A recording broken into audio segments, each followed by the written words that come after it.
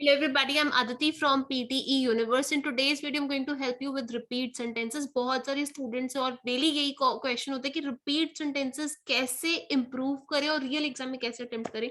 सो आज की वीडियो में हम बात करेंगे कि कैसे आपको repeat sentences actually real exam में अटेम्प्ट करने हैं, क्योंकि real exam scenario totally different होता है. हम घर पे तो प्रैक्टिस करते हैं बिल्कुल नॉइज फ्री एनवायरमेंट में कि हम 100% कंटेंट बोल के आएंगे, पर पेपर में ऐसा पॉसिबल नहीं होता, क्योंकि जब आपके पास रिपीट सेंटेंसेस आते हैं 16 वर्ड्स लॉन्ग, 14 वर्ड्स लॉन्ग, बहुत फास्ट होते हैं. सो प्रैक्टिकली पॉसिबल ही नहीं है कि आप उसको फर्स्ट गो में 110% रिपीट कर पाएंगे. एंड डेफिनेटली अगर कोई क्वेश्चन रिपीटेड है तो भी चांसेस है, लेकिन कोई क्वेश्चन बिल्कुल न्यू है, फास्ट है, एक्सेंट भी थोड़ा डिफरेंट है एंड इट्स वेरी लॉन्ग, तो वो बहुत डिफिकल्ट होता है रिपीट करना 100% like in the same sequence the same words. So कैसे रिपीट सेंटेंसेस को आपने प्रैक्टिस करना है, कैसे आपने रियल एग्जाम में इनको अटेम्प्ट करना है, ये सब हम आज की वीडियो में डिस्कस करने वाले हैं इन डिटेल. अगर आप चैनल पे नए हैं तो कर दीजिएगा चैनल को like, comment and subscribe. And guys, thank you so much for showing your constant love and support. बहुत यूजफुल इंपॉर्टेंट कंटेंट आने वाला है हमारे चैनल पे, तो कोई भी अपडेट आप ना मिस कीजिए. डेली हमारे चैनल पे 1 से 3 वीडियो प्रीमियर्स हो रहे हैं. Join every session. वीकेंड्स पे लाइव सेशन है जहाँ Q&A होता है कि बच्चों के सारे डाउट्स लिए जाते हैं. हर एक सेशन को आप ज्वाइन करें. ऑनलाइन ट्रेनिंग में हमारी आप ज्वाइन कीजिए एंड ऑफलाइन भी ट्रेनिंग हमारी कुछ पार्ट्स ऑफ द वर्ल्ड में अवेलेबल है, तो आप वहां पर ऑफलाइन क्लासेस भी लगा सकते हैं. बाकी online training all over the world available है. आप भी अपनी सक्सेस स्टोरीज जो हैं हमारे साथ बना सकते हैं, हमारी सक्सेस स्टोरीज का पार्ट बन सकते हैं. बहुत सारे 1000+ स्टूडेंट्स जो हैं जिनकी सक्सेस स्टोरीज जो हैं उन्होंने हमारे साथ लिखी हैं. हमारी वेबसाइट भी जल्द लॉन्च होगी, तो उस पर भी जरूर विजिट कीजिएगा. अब करते हैं कहीं स्टार्ट आज के सेशन को. सबसे पहले का इसमें बता दूं, पीटी का जो एग्जाम होता है उसमें रिपीट सेंटेंसेस का रोल बहुत ज्यादा इंपॉर्टेंट है. ये एक ऐसा टास्क है जो स्पीकिंग और लिसनिंग दोनों को कंट्रीब्यूट करता है और दोनों को बहुत ज्यादा नंबर देता है. सो अगर आप इस टास्क में अच्छी नहीं है तो आप बहुत ज्यादा जो है स्ट्रगल करेंगे दोनों ही मॉड्यूल में, क्योंकि एक इंटीग्रेटेड टास्क है. ऑल्सो मैं आपको बता दूं कि नए फॉर्मेट में 16 नवंबर के बाद फॉर्मेट चेंज हो, इसकी वेटेज और ज्यादा बढ़ी है. रीड अलाउड और रिपीट सेंटेंस इंपॉर्टेंट पहले भी थे, लेकिन अब इनकी वेटेज और ज्यादा बढ़ गई है, तो ये और ज्यादा इंपॉर्टेंट होगा. ये रीजन है कि अब नए फॉर्मेट में आप देखेंगे तो बहुत सारे स्टूडेंट्स जो स्पीकिंग का स्कोर कम होता है, रीडिंग और लिसनिंग में भी उनका कम रहता है. प्रॉब्लम इज क्योंकि रीड अलाउड और रिपीट सेंटेंस दोनों इंटीग्रेटेड है. अब एक क्वेश्चन की वेटेज 13 नंबर है. 13 × 10 कर लो, 130 मार्क्स का ये टास्क है. मतलब 130 इज टू मच. तो आप देखिए इसका वेटेज ही कितना ज्यादा है. एक गाइस मैं आपको एक चीज बता दूं कि जो लोग नए हैं, प्रिपेयर करने लग गए हैं या जिनको पता भी है, रिपीट सेंटेंसेस एक ऐसा टास्क है जो कि आप एक दिन में इंप्रूव नहीं कर सकते. इसको प्लीज ये मत सोचिए कि अगर आपने आज ट्रिक समझी है तो आप विद इन 5-6 डेज इंप्रूव कर सकते हैं. ये एक ऐसा टास्क है जो एक्चुअली टाइम लेता है काफी ज्यादा इंप्रूव करने में, और इसलिए इसमें ये भी चीज डिपेंड करती है आपके बेसिक लिसनिंग स्किल्स कैसे हैं. लाइक कुछ लोग जो होते हैं वो डेफिनेटली इंग्लिश गाने वगैरह सुनते रहते हैं, या फिर कुछ लोग फॉरेन में भी रहते हैं तो उनको आदत होती है एक्सेंट की. लेकिन जैसे कुछ लोग हैं, मेरे पास बहुत सारे स्टूडेंट्स मेरे पंजाब, हरियाणा, इंडिया से हैं. सो डेफिनेटली हम लोग इतने कस्टम टू नहीं होते हैं इन एक्सेंट्स के, तो हमको और थोड़ा ज्यादा टाइम लग सकता है, विच इज टोटली ओके. आपको डेली कितने क्वेश्चंस करने हैं, डेली आप प्रैक्टिस कीजिए, सुनिए रिपीट सेंटेंसेस को कम से कम 50, अगर आपके पास ज्यादा टाइम है 200 क्वेश्चंस. और नॉइजी एरिया में क्वेश्चन कीजिए. एक हफ्ता पहले खाली एक्सेंट इंप्रूव कीजिए अपना.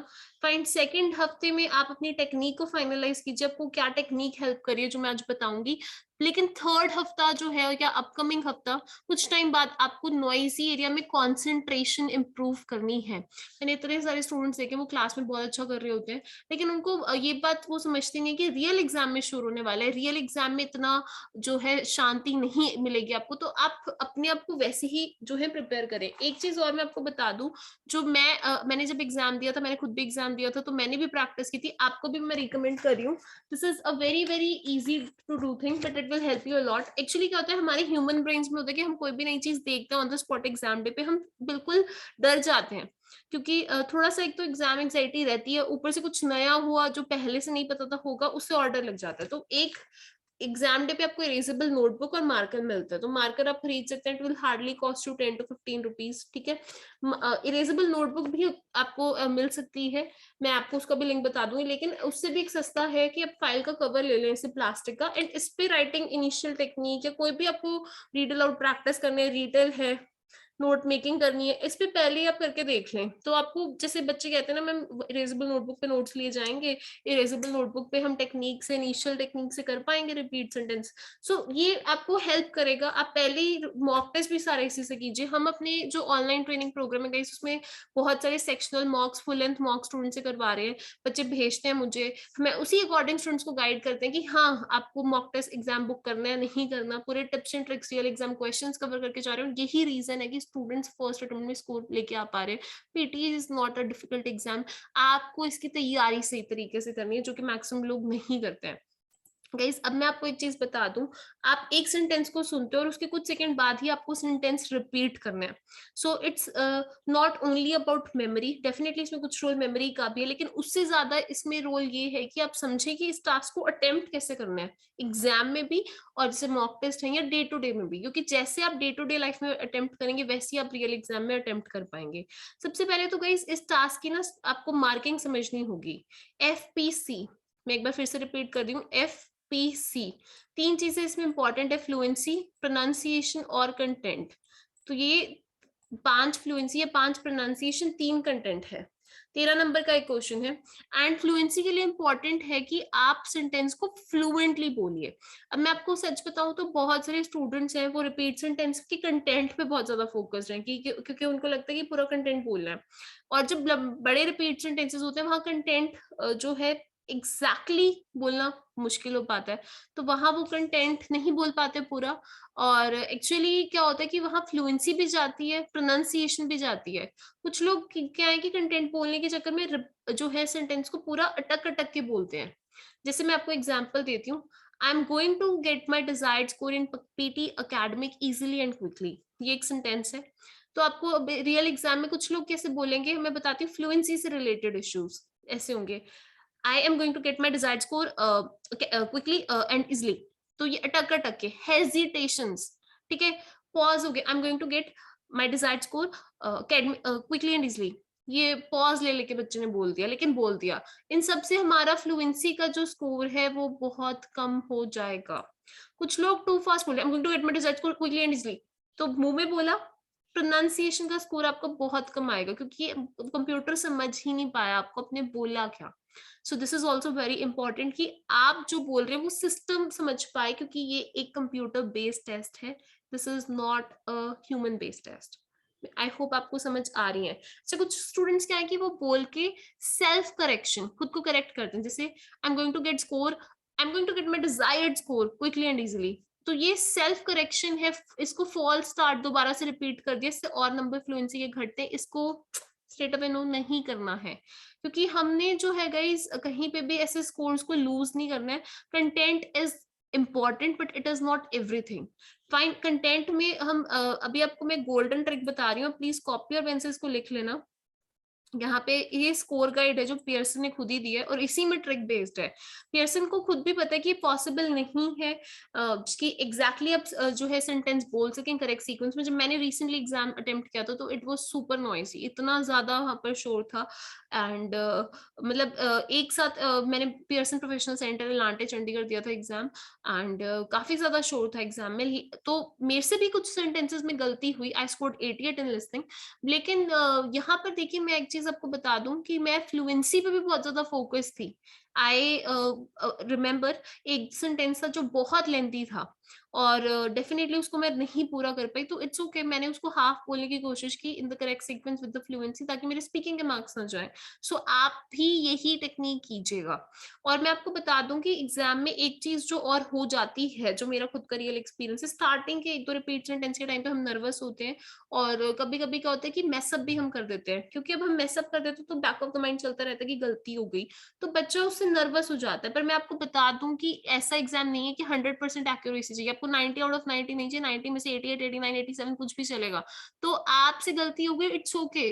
अब आपको 58, 6.5 चाहिए, तो 90 इतना है कि आप मिस्टेक्स कर सकते हैं। सो मेरा कहने का मतलब है कि कोई रियल एग्जाम में मिस्टेक हो गई तो आप एकदम से अपना पैनिक मत कर जाइए कि उससे नेक्स्ट आने वाले जो क्वेश्चंस है वो सारे इम्पैक्ट हो, क्योंकि मैंने बहुत सारे ऐसे स्टूडेंट्स को देखा है कि वो पहले क्वेश्चन में गलती हो गई और दूसरे में हो गई, तो उससे वो इतना ज्यादा जो है अपना कॉन्फिडेंस लूज कर देते हैं कि रेस्ट ऑफ द सारे क्वेश्चंस जो है वो कहीं ना कहीं खराब ही होते चले जाते हैं। सो ये बात समझने की कोशिश कीजिए कि क्वेश्चंस इजी, मॉडरेट, डिफिकल्ट होंगे। स्टार्टिंग में हम एक आध जैसे रीड अलाउड होता है उसमें भी हम थोड़े से नर्वस होते हैं, क्योंकि जैसे एग्जाम स्टार्ट होता है बंदा थोड़ा नर्वस होता है, शोर भी एकदम से इतना ज्यादा होता है कि फर्स्ट टाइम टेस्ट टेकर्स तो बिल्कुल अपना एक काइंड ऑफ पैनिक कर जाते हैं, अपना कंट्रोल लूज कर देते हैं। तो please first time test takers हो या रिपीटर्स हैं, या कुछ लोगों पे प्रेशर होता है कि अब 2 बार दे दिए, 3 बार दे दिए, तो इट्स ओके। बहुत सारी मॉक टेस्ट कीजिए, फर्स्ट थिंग जो मैं आपको रिकमेंड करूंगी, और मैं कहूंगी कि गाइडेंस ट्रेनर के अंडर लीजिए जो आपको गाइड कर सके, आपका कॉन्फिडेंस भी बिल्ड करने में आपको हेल्प कर सके। और तीसरी चीज मैं रिकमेंड करूंगी, पेपर हॉल में गलती हो गई है, इट्स ओके, मूव ऑन। हमें 100% एक्यूरेसी के बिना भी लोग 90 स्कोर कर रहे हैं, और ये टास्क ऐसा है कि पियर्सन खुद भी आपसे 100% एक्यूरेसी जो है नहीं चाह रहा। उनको भी पता है कि जो 16 वर्ड्स, 18 वर्ड्स, बहुत 14 वर्ड्स, 15 वर्ड्स, बड़ा रिपीट सेंटेंस आएगा, होएगी गलती। सो वहां पर हमने जो है 50% of the words in the response उठाने हैं प्रॉम्प्ट में से, लेकिन उनको सीक्वेंस में बोलना है। वन मोर टाइम, आधा रिपीट सेंटेंस बोल दो लेकिन करेक्ट सीक्वेंस में, फ्लुएंसी, प्रोनाउंसिएशन के साथ। I am going to get my desired score, rather than saying I am going to get my, वो सब नहीं करना, या going to desired score am I, sequence में मैटर करती है यहाँ पे। ऑल्सो बड़े बड़े रिपीट सेंटेंसेस में स्टूडेंट्स जो है वो क्या करते हैं, कुछ पार्ट उठा लिया, लेकिन उसमें से कुछ भी 50% सीक्वेंस में कुछ भी नहीं होता, तो वहां पर वो 1 मार्क पर पहुंच जाते हैं। कुछ लोग तो बिल्कुल सुन के ब्लैंक 0 पे पहुंच जाते हैं। सो ट्राई कीजिए ये कि आप यहाँ पर स्टिक कर सके। मैं इसको मार्क कर रही हूँ, 50% को जो है प्रॉम्प्ट को करेक्ट सीक्वेंस में पिकअप कर सके। मैं आपको कुछ रिपीट सेंटेंसेस प्ले करके एग्जैक्टली एग्जाम में जो गलतियां बच्चों से होती हैं वो भी दिखाने वाली हूँ, कुछ स्ट्रैटेजीज की भी हम बात करेंगे।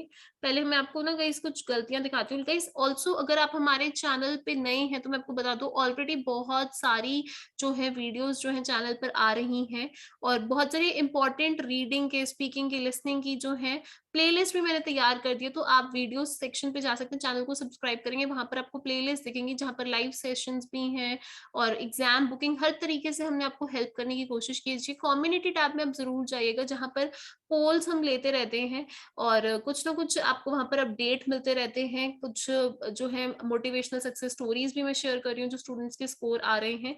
सो प्लीज जो है कम्युनिटी टैब में जो जब कोई वोटिंग ट्रेंड्स होता है उनमें भी पार्टिसिपेट कीजिएगा। अब हम रिपीट सेंटेंस पर आ जाते हैं कि हमने एक्चुअली रिपीट सेंटेंसेस को अटेम्प्ट कैसे करना है। मैं एक रिपीट सेंटेंस प्ले कर रही हूँ, आप सुनिएगा पहले उसको। मैं आपको गलतियां भी बताऊंगी जो बच्चे करते हैं, एंड आपको नहीं करनी है, और ये होती है एग्जाम में।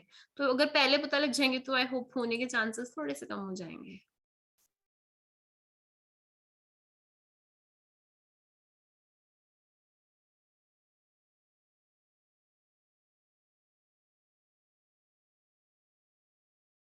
The first few sentences of an essay should capture the reader's attention. कि ये सेंटेंस था। अब देखिए मैं आपको बताती हूँ कि अब ये सेंटेंस सुनने के बाद आपको बोलना कब शुरू करना है, एवरीथिंग। ये देखिए जैसे ही आप फर्स्ट ब्लू बार देखते हैं, Capture the reader's attention. जैसे ही आप फर्स्ट ब्लू बार देखते हैं, फर्स्ट आप बोलना शुरू कर सकते हैं।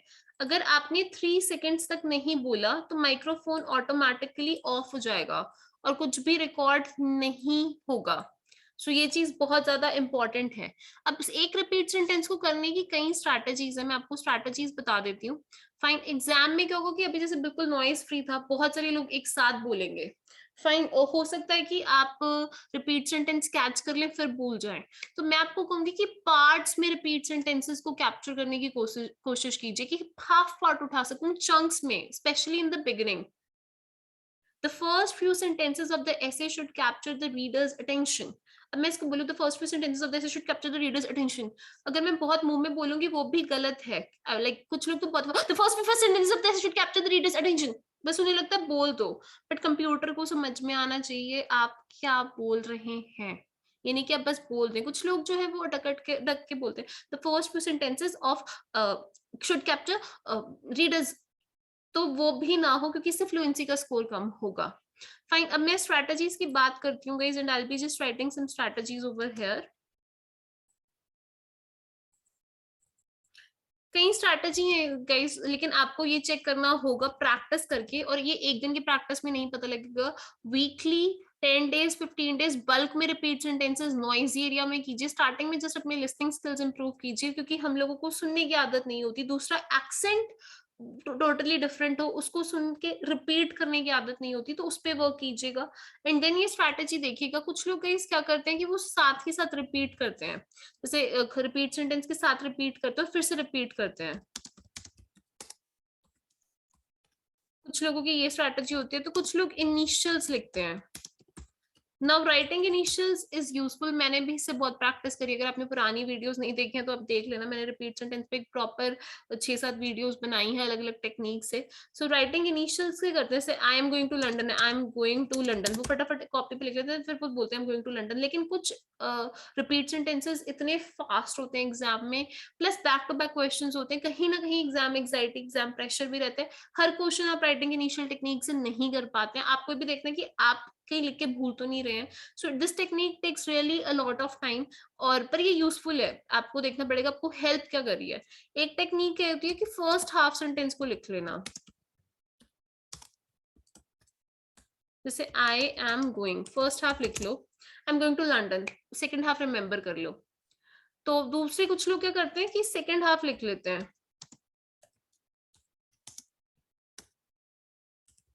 फर्स्ट रिमेंबर करते हैं। ये तो मैं आपको रिकमेंड नहीं करती, क्योंकि आई रिमेंबर की फर्स्ट हाफ लिख लो, क्योंकि बच्चे जब सेकंड हाफ लिखते हैं तो वो फर्स्ट हाफ बिल्कुल ही भूल जाते हैं। तो फिर वो सीक्वेंस खराब हो जाती है, और कहीं ना कहीं फिर वो सोचते हैं फ्लुएंसी और प्रोनाउंसिएशन भी उससे अफेक्ट होते हैं। तो मैं इसको रिकमेंड कम करती हूँ, क्योंकि मैंने देखा है स्टूडेंट्स को इसको भी काफी ज्यादा मेसअप करते हुए। आई होप ये आपको स्ट्रैटेजी समझ आ रही है गाइस, कोई डाउट है तो बताइए।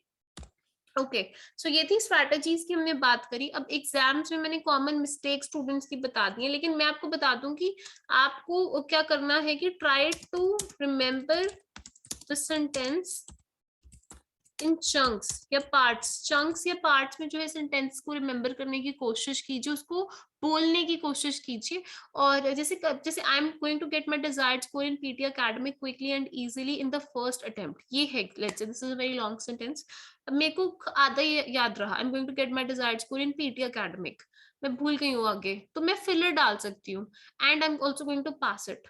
फिलर डाल दो अगर कुछ याद नहीं आ रहा। इससे क्या होगा कि अगर मैंने जैसे बिल्कुल ही अटक के बोला, सोचा I am going to get my desired score in PTE academic quickly easily and, तो इससे मेरी फ्लुएंसी कम हुई। लेकिन अगर मैंने फिलर एंड करके फ्लुएंसी से बोल दिया, मेरा फ्लुएंसी का स्कोर कम नहीं होगा, मेरा स्पीकिंग का स्कोर कम नहीं होगा। प्लस जब हम अटक अटक के बोलते हैं, I am going to get my decide, ऐसे अटक अटक के जब हम बोलते हैं तो प्रोनाउंसिएशन भी अफेक्ट होती है, कंटेंट के तो नंबर जा ही रहे हैं।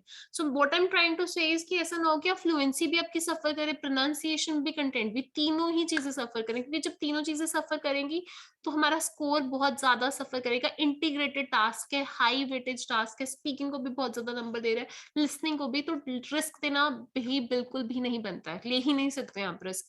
प्लस मैंने ऐसे भी बहुत सारे स्टूडेंट्स देखे गाइस जो बहुत टाइम से रिपीट सेंटेंसेस कर रहे हैं, लेकिन वो इम्प्रूव नहीं हो रहे हैं। अगर आप भी उनमें से एक है कि आपकी रिपीट सेंटेंसेस की इंप्रूवमेंट कम हो रही है, तो मैं आपको ये रिकमेंड करूंगी कि लगातार 60 क्वेश्चंस मत कीजिए, लगातार मत प्रैक्टिस कीजिए, उसको डिवाइड कर दो। जैसे एक दिन में लेट्स से आप 80 क्वेश्चंस करते हैं, तो उसका डिवीजन कर दो। 80 आप अपना डेली का टारगेट बनाओ। 80 क्वेश्चंस अगर आप करते हो तो 20 मॉर्निंग में कर लिए, 20 आफ्टरनून में कर लिए, 20 इवनिंग में, और 20 लेट नाइट में। जब भी आप करो, आप ये आप सुन सकते हो फ्री टाइम में, लेकिन कुछ क्वेश्चंस आप डेफिनेटली देखो कि आपका रेपिटेशन रेट कितना है, रिपीट कर पा रहे हो नहीं कर पा रहे हो, आप कितने कॉन्फिडेंट हो रिपीट सेंटेंसेस को लेके। इंटीग्रेटेड टास्क है, हाई वेटेज टास्क है, रिस्क मत लो। एग्जाम में नहीं प्रिपेयर्ड हो, you need more practice, so you need to definitely do more practice too. ये मैंने बहुत सारे स्टूडेंट्स को देखा कि स्कोर इंप्रूव ही नहीं हो रहा है, एंड वो समझ नहीं रहे हैं कि उनके जो मेजर हाई वेटेज टास्क है वो वीक है। हमारी ऑनलाइन ट्रेनिंग पे हम कई स्टूडेंट्स के वीक एरियाज को हाईलाइट करके उनको गलतियां बता रहे हैं, उन पे वर्क करवा रहे हैं, उनसे प्रॉपर स्केड्यूल्स दिए जा रहे हैं, time table, post study plans दिए जा रहे हैं, और एक इंटेंसिव फीडबैक जब बच्चे लेते हैं, उस पर वर्क करें, स्कोर आ रहे हैं। करते हैं प्ले कुछ और रिपीट सेंटेंसेस। आई होप आप समझ पाएंगे इसको अटेम्प्ट कैसे करना है।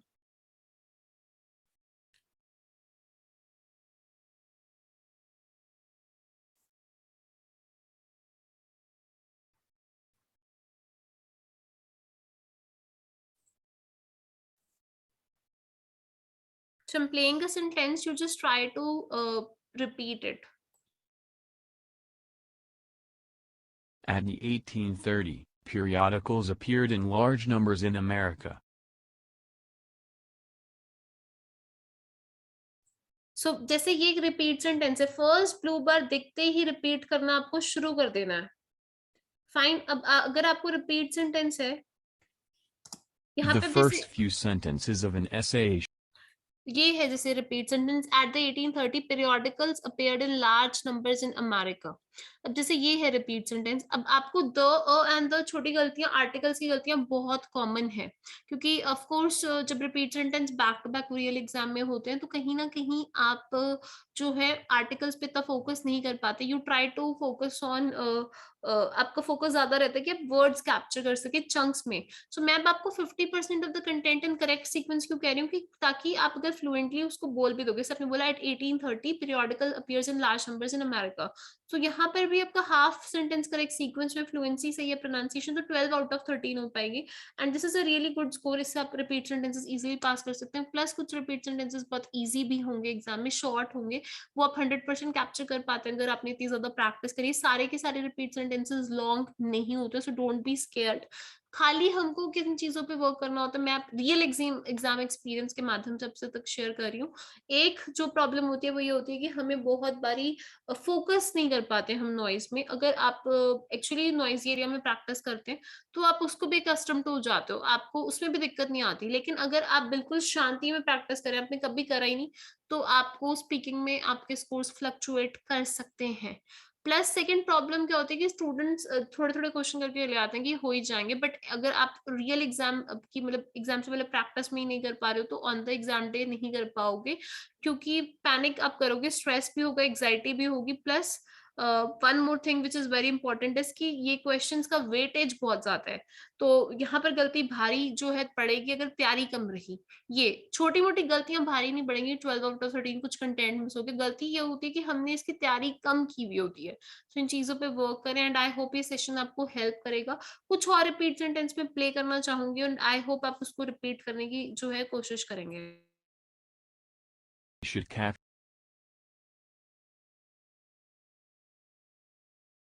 If she does speak the language, she is not going to sit around for a translator.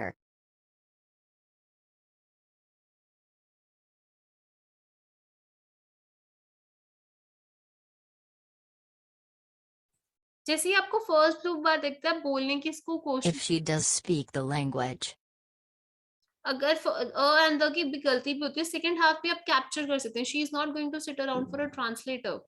Exam में कभी कभी ऐसा होगा कि गाइस आप फर्स्ट हाफ ना कैप्चर कर पाए सेकंड हाफ, लेकिन जितना हाफ आप कैप्चर कर पा रहे हो उसको करेक्ट फ्लुएंसी प्रोनाउंसिएशन कंटेंट के साथ बोलिए एटलीस्ट 50%, ताकि आप कुछ स्कोर कर पाए। 12 आउट ऑफ 13 आप कर सकते हैं। लेकिन अगर आप कुछ बोलेंगे ही नहीं तो आप जीरो पे आ जाएंगे। जैसे कुछ लोगों ने सुन के शायद वो भूल गए, तो कुछ रैंडम लाइन बोल दीजिए, टेम्पलेट की लाइन बोल दीजिए। Repeat sentence was about going to sit translator speak language, कुछ बोल दीजिए कंटेंट, एटलीस्ट कुछ भी आप बोलेंगे 1 मार्क्स आ जाएगा। लेकिन कुछ बोलेंगे नहीं, कंटेंट में 1 आ जाएगा, फ्लुएंसी में तो अगर आप फ्लुएंटली बोलेंगे 5 आ जाएंगे। कुछ स्टूडेंट्स कुछ सेंटेंस का पार्ट बोल ही नहीं रहे हैं, एंड वहां पर क्या हो रहा है, क्योंकि वो कुछ बोल ही नहीं रहे हैं तो they are losing the marks for fluency and pronunciation and content. So don't leave any question unanswered. एक इसके ऊपर मैं और वीडियो बनाऊंगी, ये थोड़ी बेसिक टू एडवांस थी, वो थोड़ी ज्यादा और एडवांस क्वेश्चन की टेक्निक होगी, जिसमें मैं एक एक क्वेश्चन को अलग अलग टेक्निक से करके दिखाऊंगी, ताकि आप डिसाइड कर सके कि आपको टेक्निक हेल्प करिए। आई होप ये सेशन आपको काफी रिपीट सेंटेंस पर क्लैरिटी देगा। अगर आपको वीडियो अच्छी लगी तो अपने फ्रेंड्स के साथ जरूर शेयर कीजिए। ऑल्सो गाइज, रिपीट सेंटेंस की इस वीडियो में मैंने स्कोर गाइड के बारे में आपको हेल्प आउट किया है। सो आप हमें बताइएगा कि नेक्स्ट वीडियो में हम क्या टॉपिक बताएं, किस तरीके से उसको रियल एग्जाम में अटेम्प्ट करना चाहिए, ताकि मैं उसके अकॉर्डिंग कंटेंट बना पाऊँ। और ऑनलाइन ट्रेनिंग के लिए जो नंबर्स है वो स्क्रीन पर दे रखे हैं, do contact us. Till then take care of yourself and your family. Bye bye.